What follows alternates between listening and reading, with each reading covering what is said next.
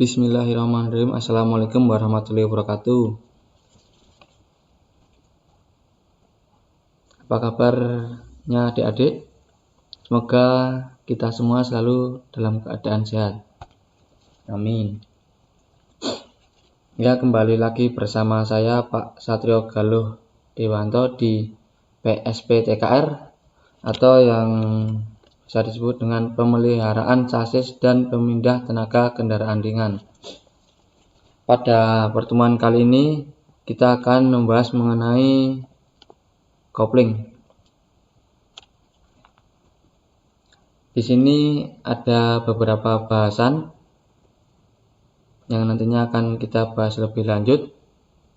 Nah, diharapkan dari apa yang Bapak sampaikan, kalian setelah melihat video ini bisa sedikit-sedikit atau bahkan banyak dapat mengerti tentang yang pertama, apa itu pengertian dari kopling dan fungsi kopling, kemudian prinsip kerja kopling, kemudian yang ketiga persyaratan yang harus dimiliki kopling, kemudian komponen-komponen pada kopling, dan yang terakhir yaitu kalian dapat mendiagnosa kerusakan pada kopling serta cara mengatasi kerusakan kopling. Langsung saja. Di sini ada yang tahu apa itu kopling? Nah, kopling adalah suatu alat yang hanya dapat ditemukan pada kendaraan dengan transmisi manual. Kopling terletak di antara mesin dan juga transmisi. Bisa dilihat di gambarnya ya adik-adik. Fungsi kopling sendiri yaitu adalah untuk memutus dan menghubungkan aliran daya dari mesin ke sistem pemindah tenaga atau transmisi. Lanjut, persyaratan yang harus dimiliki oleh kopling. Yang pertama, dapat menghubungkan putaran dari mesin ke transmisi secara lembut. Kemudian yang kedua yaitu dapat memutuskan putaran dari mesin ke transmisi secara cepat dan sempurna pada saat menghubungkan putaran mesin ke transmisi tanpa terjadinya selip.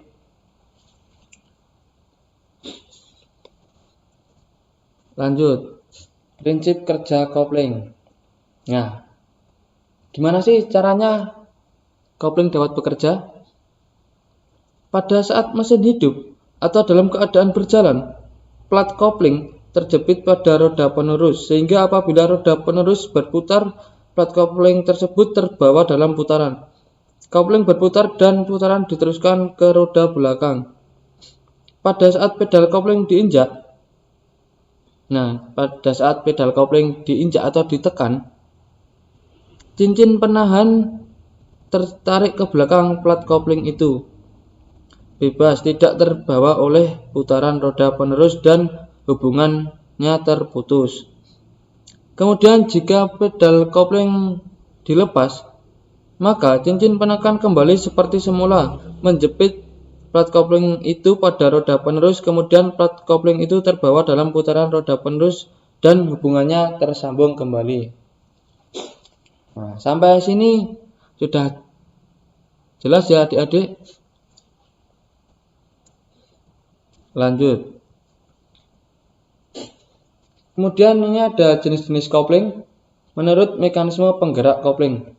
Yang pertama kopling hidraulis dan yang kedua kopling mekanis. Untuk yang kopling hidraulis ini menggunakan cairan. Kemudian yang kopling mekanis menggunakan kabel. Lanjut ke komponen pada kopling. Itu gambarnya juga sudah terlihat. Ini terdiri dari tutup kopling, kemudian rilis fork, kemudian rilis bearing, kemudian diafragma spring, dan ada pressure plate.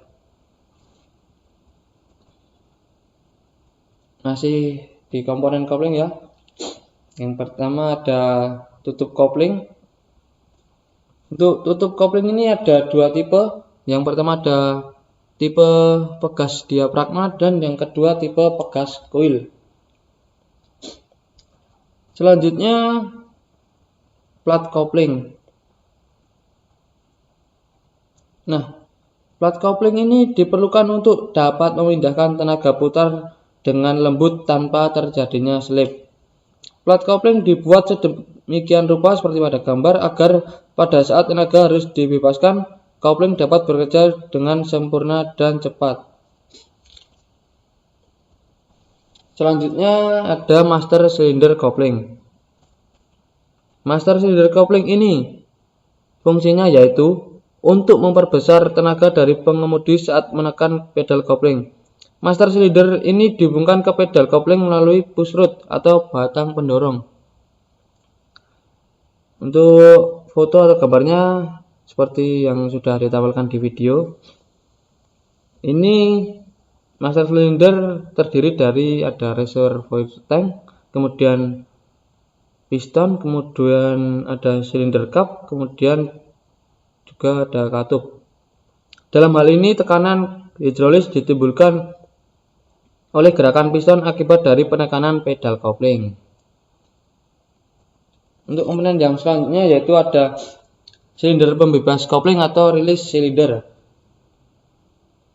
Nah, di sini ada dua tipe silinder pembebas kopling. Yang pertama ada tipe yang dapat disetel dan yang kedua ada tipe yang menyetel sendiri. Selanjutnya ada bantalan pembebas atau release bearing.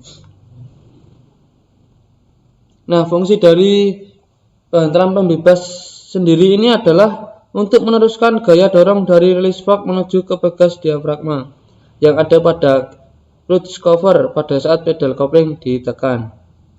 Nah, mungkin itu saja komponen-komponen yang ada di kopling. Untuk selanjutnya yaitu diagnosa kerusakan pada kopling dan cara mengatasinya. Yang pertama, kopling sulit masuk gigi.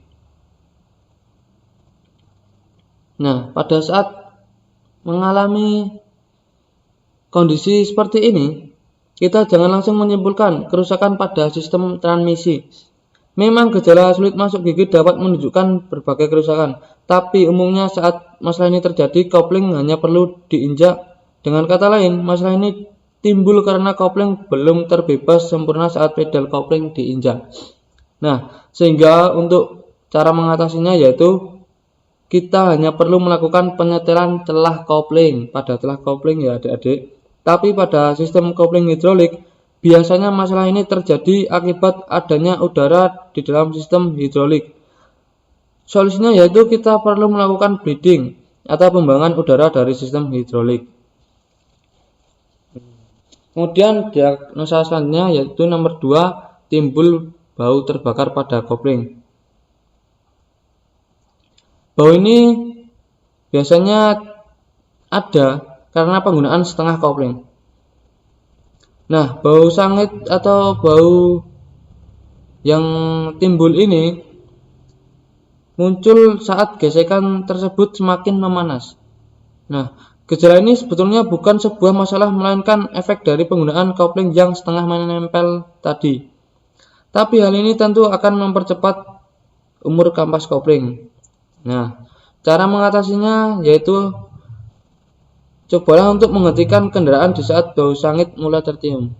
Jadi pada saat bau tercium kita harus segera cepat mungkin menghentikan kendaraan. Kemudian minimalkan penggunaan setengah kopling agar kampas lebih awet. Kemudian diagnosa yang ketiga yaitu kopling blong. Nah, gejala kopling blong ditandai saat pedal rem terasa empuk dan ringan saat diinjak. Masalah ini bisa disebabkan karena masuk angin atau terdapat udara di dalam sistem hidrolik, atau bisa saja terjadi kebocoran fluida sistem hidrolik. Cara mengatasinya yaitu periksa apakah kondisi minyak rem memadai. Sistem hidrolik kopling menggunakan cairan minyak rem, sehingga jika terdapat kerusakan sistem hidrolik rem akan berimbas pada sistem hidrolik kopling. Kemudian periksa kebocoran di beberapa titik antara lain di ujung master cylinder dan sepanjang selang. Kebocoran minyak ini ditandai dengan adanya resapan. Kemudian mobil kurang tenaga. Nah, saat mobil terasa kurang tenaga atau malah tidak ada tenaganya sama sekali, bisa saja bukan permasalahan pada mesin. Masalah ini timbul karena kampas kopling yang mulai habis atau pegas diafragma yang lemah. Pada umumnya saat kerusakan ini terjadi terdapat beberapa gejala yang mengikutinya. Yang pertama, mobil meraung saat digas tapi akselerasinya lambat. Kemudian terdapat bau terbakar dari area bawah mobil. Kemudian ada bunyi kasar yang berasal dari mesin. Kemudian selanjutnya diagnosa kerusakan pada kopling, ada bunyi pada kopling. Nah, bunyi ini disebabkan karena banyak hal. Yang pertama, bunyi saat kopling diinjak. Kemungkinan terbesar adalah adanya masalah pada rilis bearing. Untuk memperbaikinya kita perlu menghubungi bengkel terdekat untuk melakukan pergantian.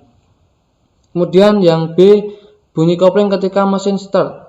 Permasalahan ini terjadi karena terdapat keolengan atau keausan pada pilot bearing. Untuk menghilangkan bunyi tersebut kita harus melakukan pembongkaran sistem kopling untuk mengetahui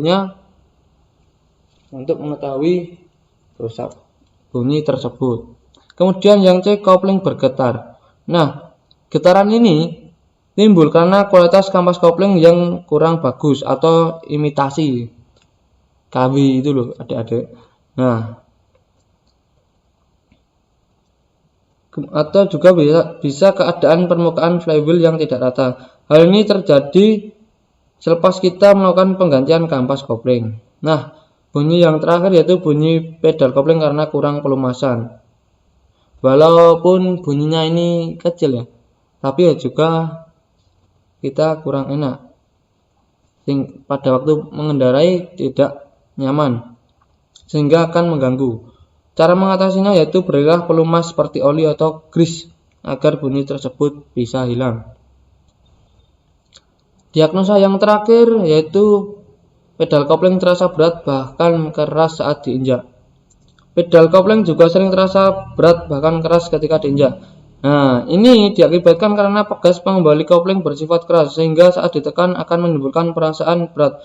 Namun ketika pedal keras saat diinjak bisa diakibatkan adanya masalah pada sistem kopling. Contohnya plat kopling yang menempel pada flywheel. Kasus ini sering terjadi pada mobil yang sudah lama sekali tidak dipakai. Nah, untuk pertemuan hari ini mungkin cukup sampai di sini.